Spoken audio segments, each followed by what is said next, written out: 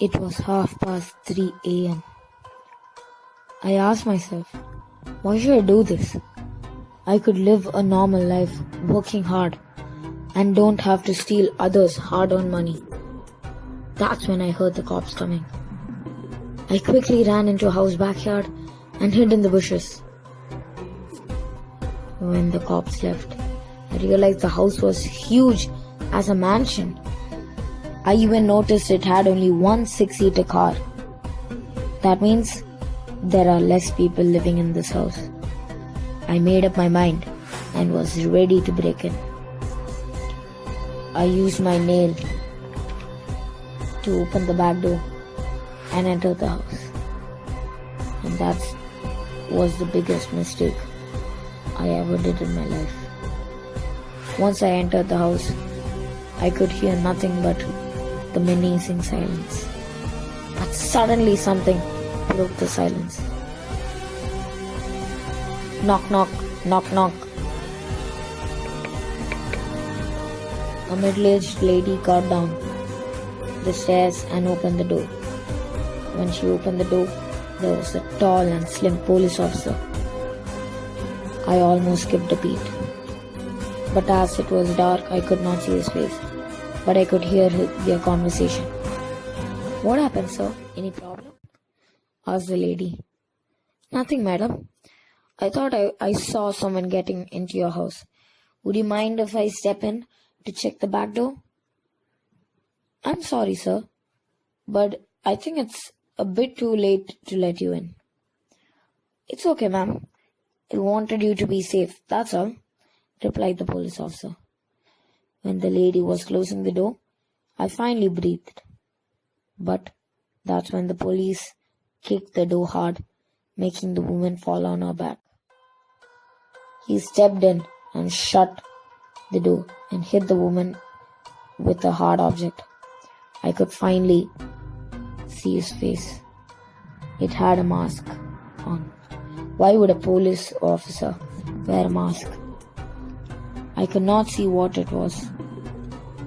I could not see what was the object he used to kill the woman. I did not know what to do and decided to run out of the house to the moor behind. But that's when I realized the back door was locked from outside. It was a trap which I was not supposed to fall on. The police officer ran upstairs, and I decided to walk slowly towards the stairs. I turned back and saw him sitting on the couch. That's when I realized I only heard him going up the stairs, and I didn't see him going up the stairs. Before he could react, I ran upstairs and got into a room and locked it from inside. The continuous bangs of the police officer did not irritate me a lot. There was a man lying on the bed who was suffocating. I was also suffocating. The oxygen level in that room was low. He was pointing his finger at something. The bookshelf. There was a book with an unnatural glow.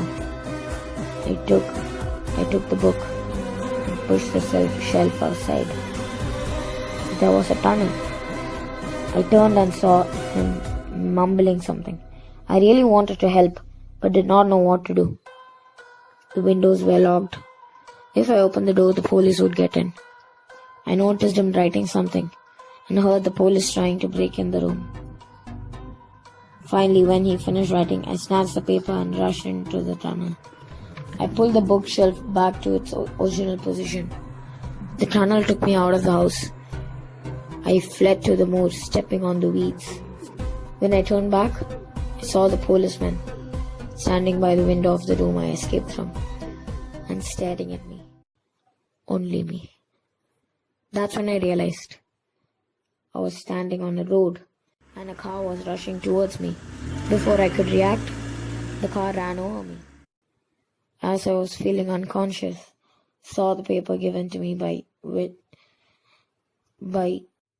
that man lying on the bed, which I clenched it tight in my fist. I saw only one sentence. give it to Jennifer Matthew. I could not feel my soul leaving my body. My mind was blank. Who is Jennifer Matthew?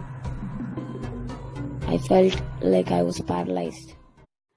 I could feel myself fading away, closing my eyes into the state of unconsciousness.